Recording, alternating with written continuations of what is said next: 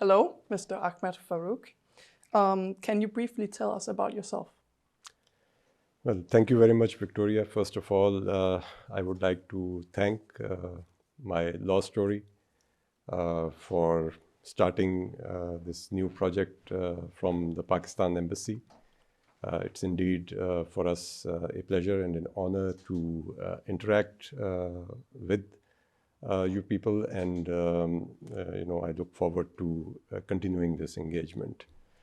You asked me about something about myself. So I've been ambassador here in Denmark for the last 2 years. So I'm a career diplomat, and before New York, I have done postings in Rome, in New York, and Los Angeles. Other than that, I have served 3 stints in our Ministry of Foreign Affairs. So my main area of expertise is what is known as multilateral diplomacy, which is, dealing with the United Nations and other international organizations. That is the bulk of the work that I have done in the past. So I graduated with a degree in electrical engineering, and but then later on I also did a master's in international relations and law. So this is briefly about myself. Thank you. So why did you choose to study international relations? Well, that's a good question, because as I mentioned that my basic education was as an engineer. And when I joined the Foreign Service of Pakistan, which is way back in the year 2000, I realized that, you do learn on the job, but it's good to also have some theoretical and knowledge background as well. So I got this opportunity. There was a scholarship that was offered, and the Fletcher School for Law and Diplomacy in Boston at the Tufts University is one of the most internationally renowned educational institutions in international relations. So I took up that opportunity and I, studied there. So it's quite different than electrical engineering. It is, but I'm very fortunate that I ended up in that particular school, because it has one of the highest sort of percentage of international students in its student body. So you have over 70% in your class are people from all around the world, and it provides an excellent environment for learning, for exchanging ideas, and the professors there were also incredible. So I guess as I moved forward in my career, that the 2 years that I spent at the Fletcher School have been very formative. So what was your first job after you graduated?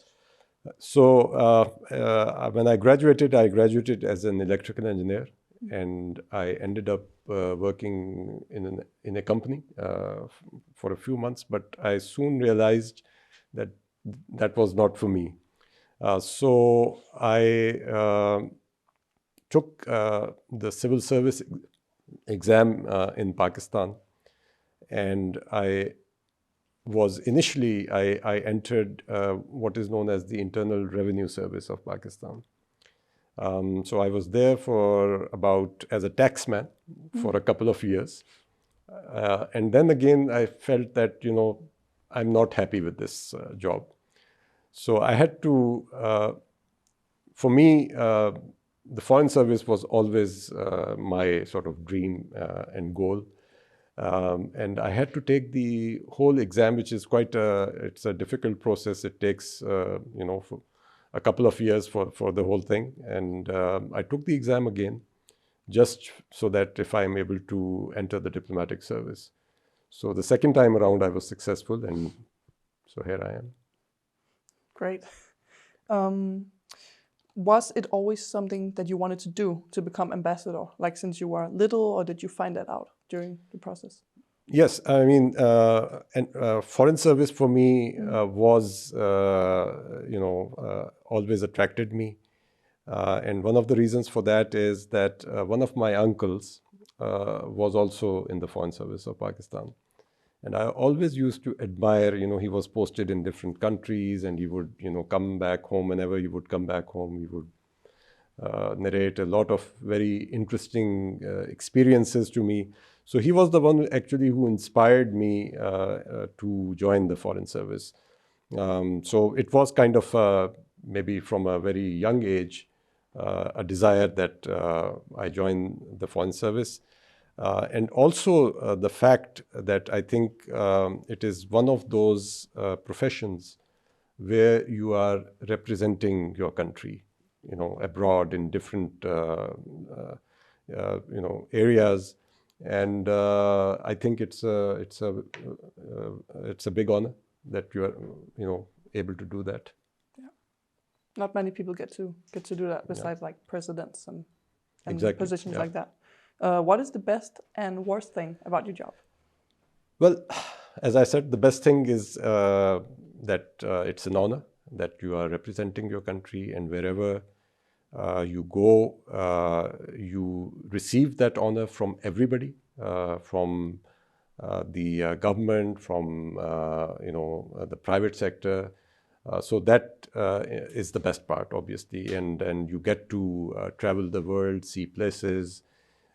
Which normally, I mean, in normal life, one goes for tourism and you're there for maybe a week or 10 days. And so, but here we get an opportunity of living in a different country for at least maybe up to a period of 3 years. So you are able to really understand the culture, the history, the people. So that is the best part. The most difficult part, I would say, is the moving. Moving from place to place. Every 3 years, you are actually undertaking a full migration. Yeah. So you are packing up your stuff, your kids, especially the family. For them also, it's actually more of a challenge for the children. Because they are the ones who have to then make new friends. They lose friends that they had in one place, they move to another place. And they have to adjust to the local culture. They are the ones actually who are more exposed as they go to schools. So that part at times, and being away from your own family and friends back home, it becomes a challenge sometimes. But you've never done so. You would leave the kids in one country and then you live yourself, or? Well, it depends. I mean, luckily, I still have my kids here with me. One of my daughter, she is 14 years old, so she's going to she's in 9th grade here. So in any case, she has to be with us. But my son recently, he finished his undergrad in computer science from Netherlands.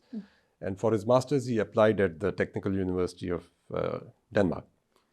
So he got in, and so he's also here with us. Otherwise, I mean, it's quite possible that at a certain stage, kids, the families are separated. So. What is focused upon when someone wants to become a foreign ambassador? Is it like the grades, experience, motivation, all of it? I think, the most important part, as I said, it's quite a challenging, profession. You are representing the country, and as the introduction Sabha was making, the international environment can change at any given, very, very quickly, very suddenly. So you have to deal with all those stresses. So there has to be a level of motivation for you to really drive you into this profession. So whenever, I mean, if you go to a new country, it's not only that you have to, establish yourself there. But then it's the work environment that, you have to develop contacts with the locals.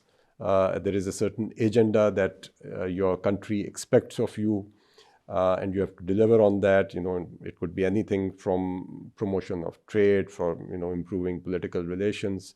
So it is interesting, but at the same time quite a challenging work. So motivation obviously has to be there. Obviously, there is a certain skill set that also is required.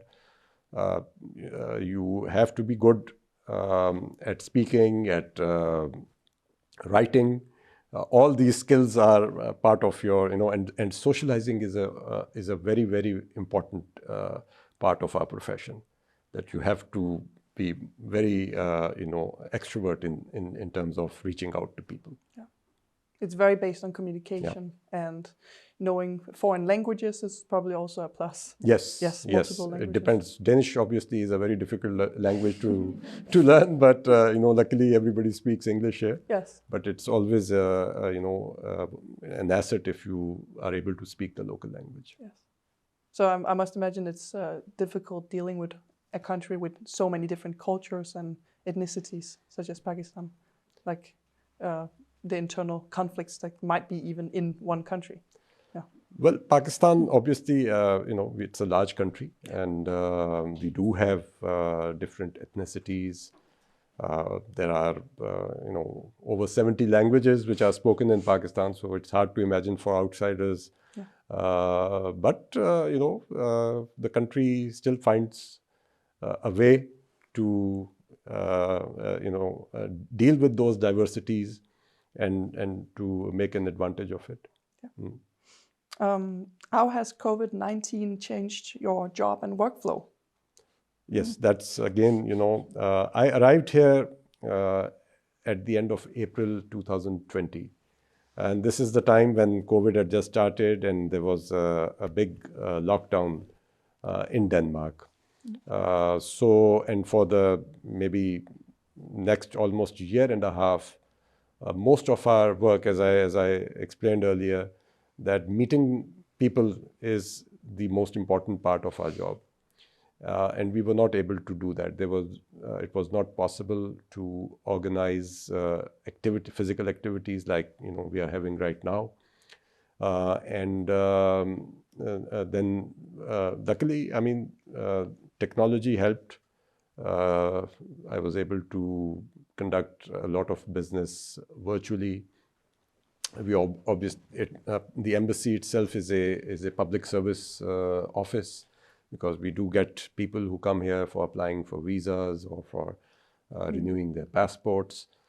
So all that, got affected due to COVID. So we had to be mindful that, we don't get sick because we have to keep this office running.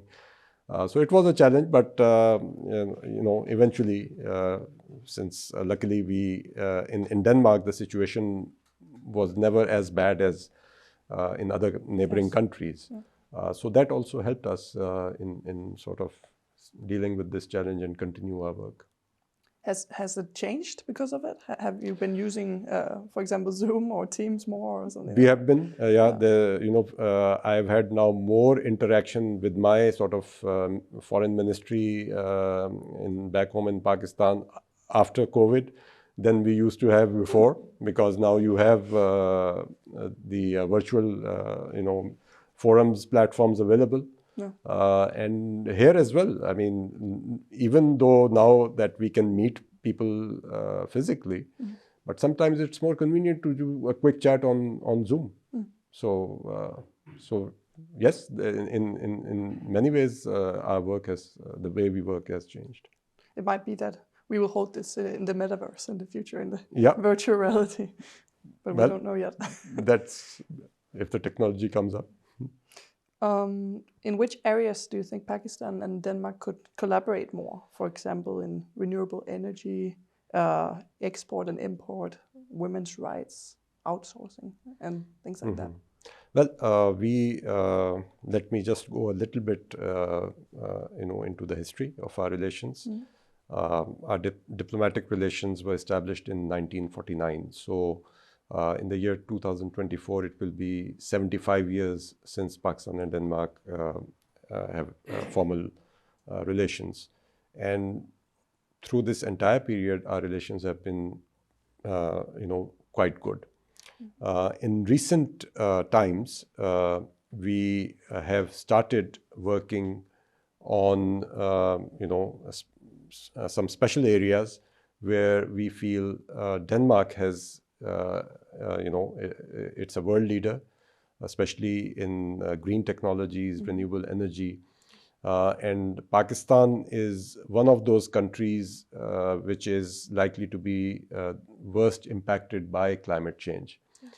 We are also an energy deficient country, so we have to import our oil and natural gas from abroad to meet our domestic needs. So renewable energy comes in very sort of, it's a very important for us and a big priority for the government. So we are working on a agreement with Denmark, whereby the two countries will collaborate on technologies relating, that could include renewable energy, other green transition related technologies. And hopefully this agreement will be signed in the coming weeks. And that would sort of set the stage for further, proximity of our relations.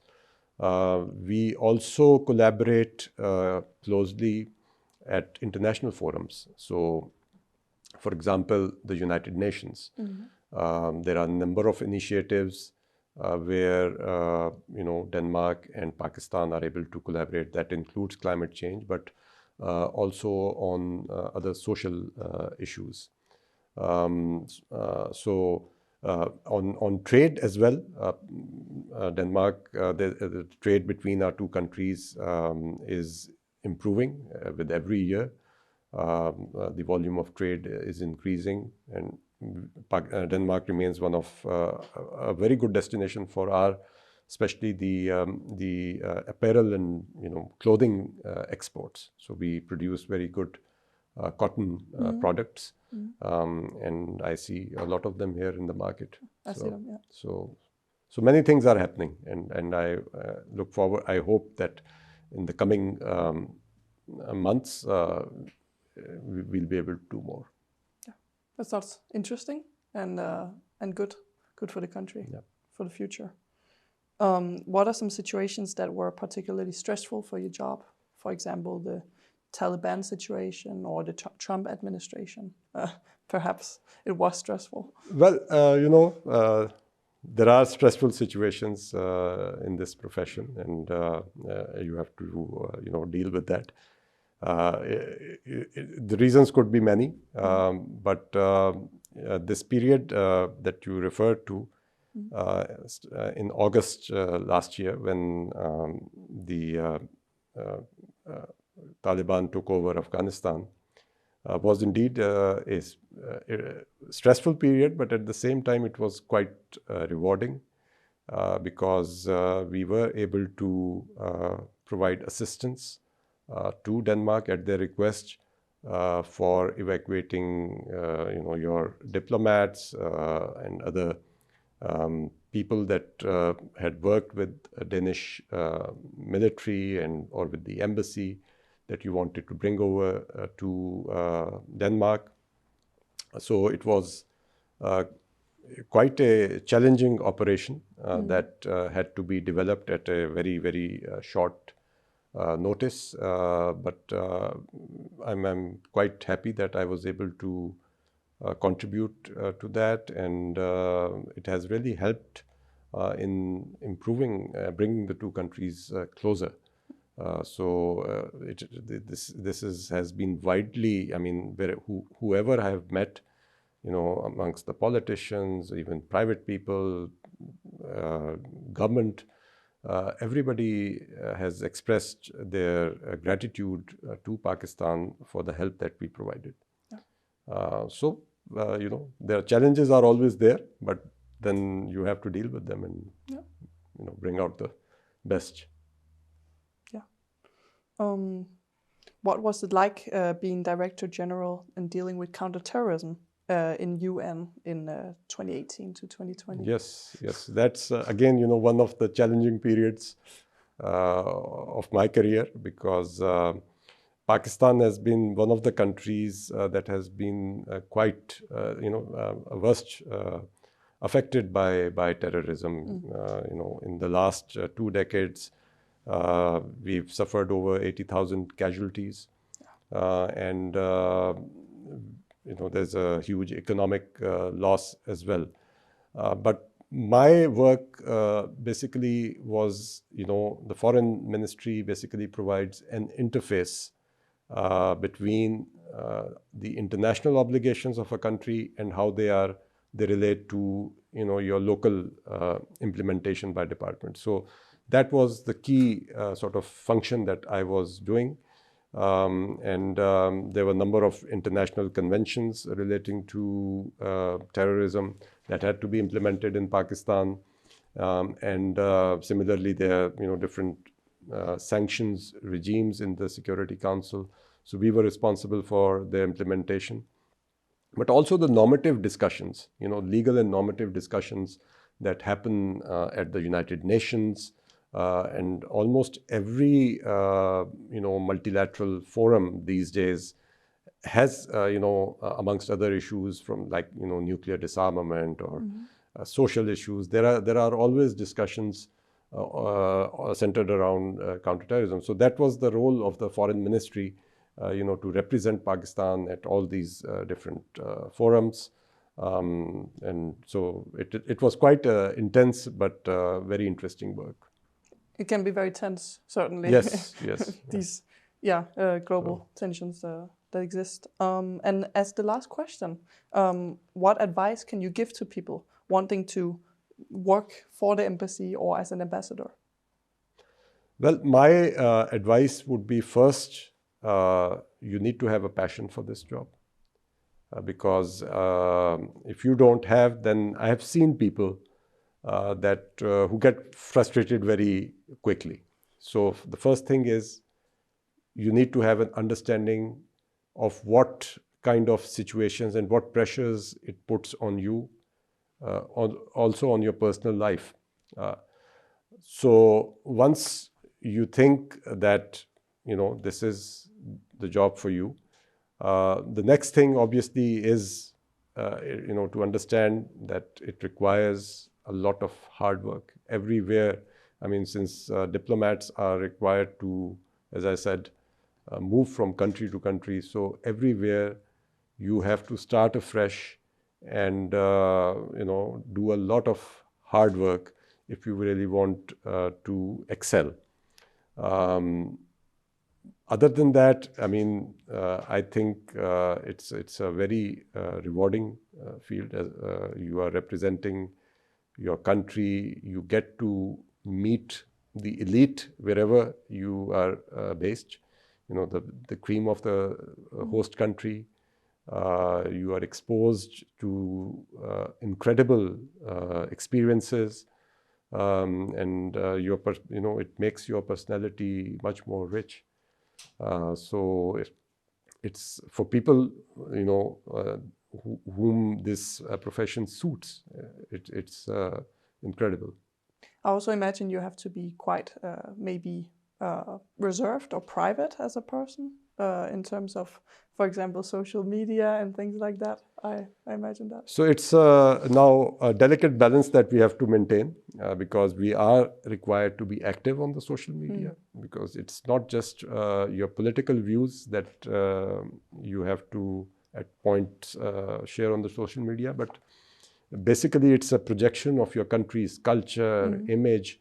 So everything these days is being done through social media. So social media has become, that's a new dimension, I would say, within the last 2 or 3 years that has been added to the work that we are doing. So for example, You will soon be, if you people start following us on Instagram and our Facebook pages, which were not very active in the past, but you'll see that we will be coming up with some very innovative new initiatives on how we want to sort of project Pakistan here, to connect with the local people here. And social media is a very important tool these days. It used to be laughed at and like made fun of and be seen as not serious.